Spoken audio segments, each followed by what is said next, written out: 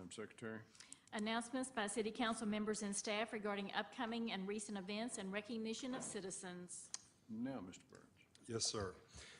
Mayor, as you know, we're gathered here today in our pink shirts to bring awareness to the fight against breast cancer here in Fort Worth and across the globe.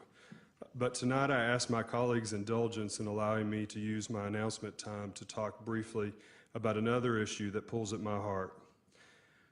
Ron, would you go ahead and run the parents of Asher Brown, who you can see above, complained to school officials in the Cypress Fairbanks ISD outside of Houston that their son was being bullied and harassed in school.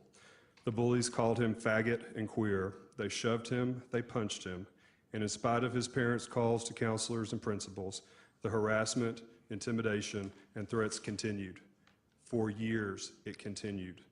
A couple of weeks ago, after being bullied at school, Asher went home, found his father's gun, and shot himself in the head. His father found Asher dead when he came home from work. Asher was 13 years old.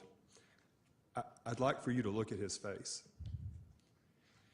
Unlike Asher, Indiana teen Billy Lucas, who never self-identified as gay, but was perceived to be by bullies who harassed him daily at the Greenberg Community High School.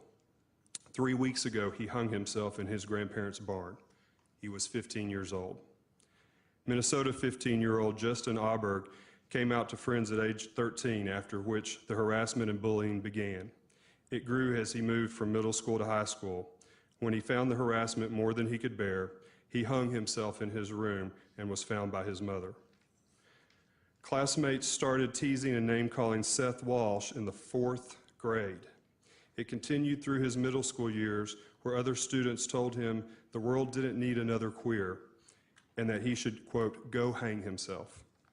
On September 18th, after being threatened by a group of older teens, he went home, threw a noose around a tree branch, and he did just that.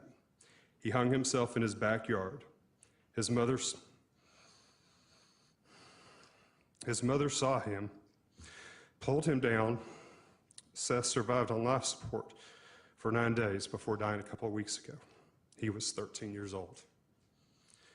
Teen bullying and suicide has reached an epidemic in our country, especially among gay and lesbian youth, those perceived to be gay, or kids who are just different.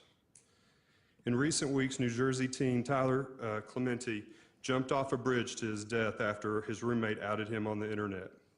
Rhode Island teen Raymond Chase hung himself in his dorm room. And we learned just yesterday of Oklahoma teen Zach Harrington, who killed himself after attending a city council meeting in Norman, Oklahoma, where speakers made disparaging anti-gay remarks. There is a conversation for the adults in this room and those watching to have, and we will have it, that this bullying and harassment in our schools must stop and that our schools must be a safe place to learn and to grow. It is never acceptable for us to be the cause of any child to feel unloved or worthless, and I'm committed to being a part of that conversation. But tonight, I would like to talk to the 12, 13, 14, 15, 16, and 17-year-olds at Paschal and at Arlington Heights and at Trimble Tech High Schools, or at Daggett and Rosemont Middle Schools, or any school in Fort Worth, or anywhere across the country, for that matter. I know that life can seem unbearable. I know that the people in your household or in your school may not understand you, and that they may even physically harm you. But I want you to know that it gets better. When I was 13, I was a skinny, lanky, awkward teen who had grown too tall too fast, who would stumble over my own feet. I was the son of a Methodist church pianist named Jeanette and a cowboy named fittingly Butch in Crowley, Texas. As their son and as a kid in a small town, there was a certain image of who I thought I was supposed to be. But as I entered adolescence, I started having feelings that I didn't understand and couldn't explain, but I knew they didn't mesh with the image of what I thought I was supposed to be. I was a sensitive kid, but friendly. I was a band dork. I played basketball, but not very well. I was teased like all kids, but I was fairly confident, and I didn't let it bother me much.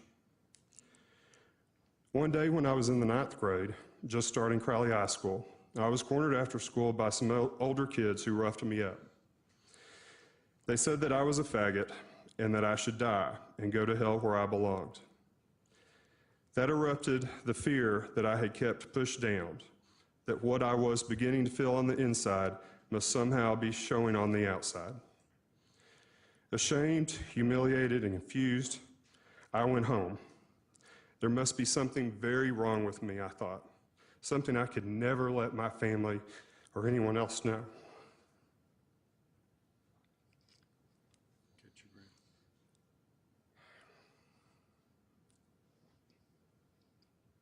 I think I'm going to have too hard a time with the next couple of sentences that I wrote. And also, I don't want my mother and father to bear the pain of having hear me say them.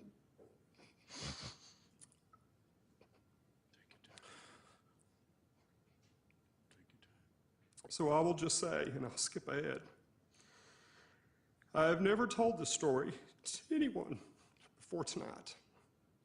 Not my family, not my husband, not anyone. But the numerous suicides in recent days have upset me so much and have just torn at my heart.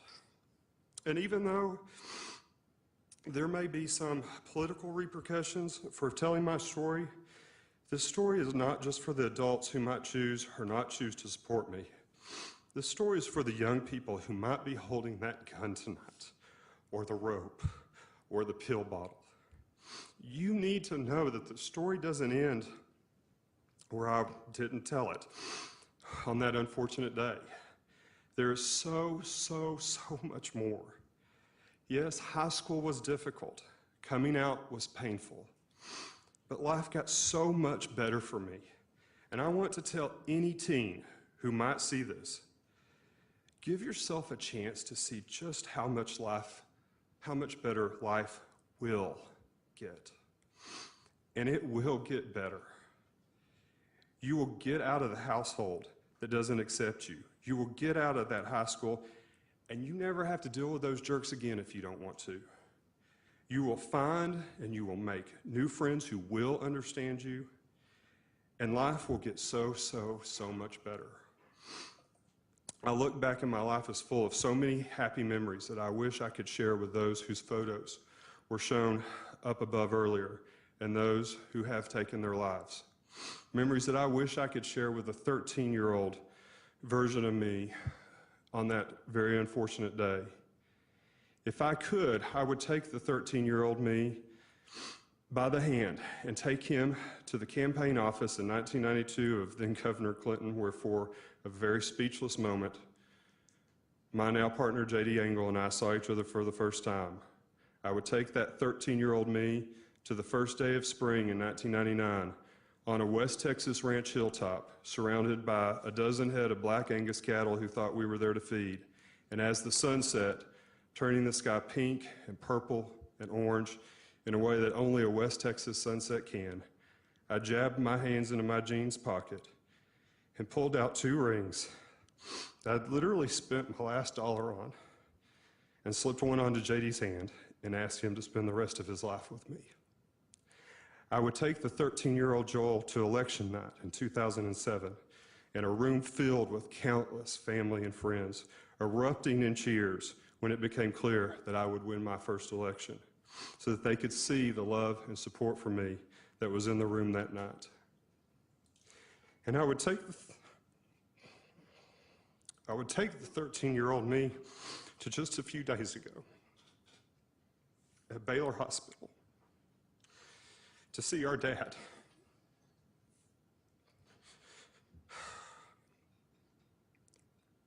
Our dad, who's no longer the 40-year-old tough cowboy that he was when I was 13, who I thought would never understand me, but is now the 67-year-old dad, still pretty tough cowboy, who has grown older.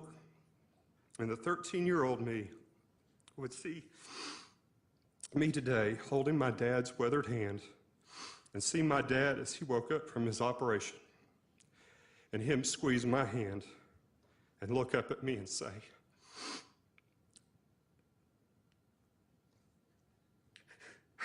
"Joel, I'm so glad you're here today."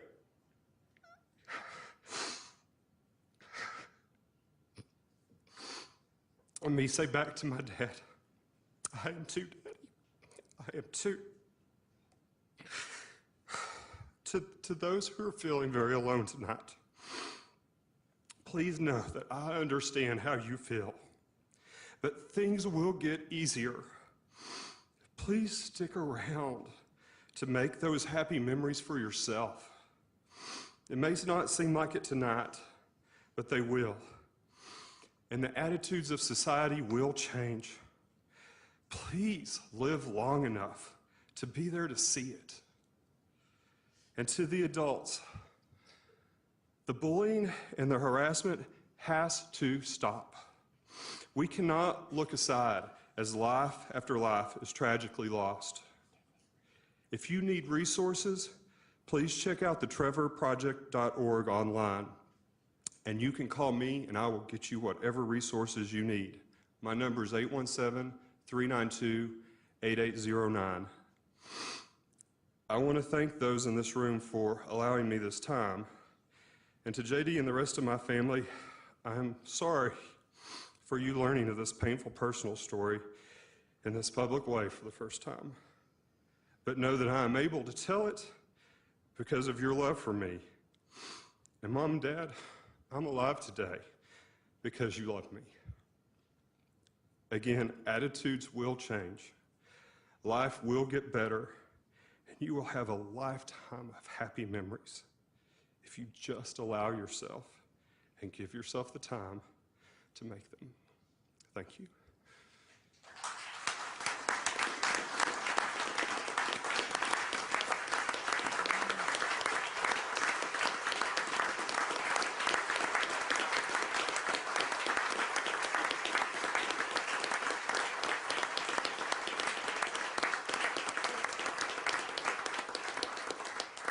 Ladies and gentlemen, we're going to take a 10-minute recess and we'll get back to the agenda.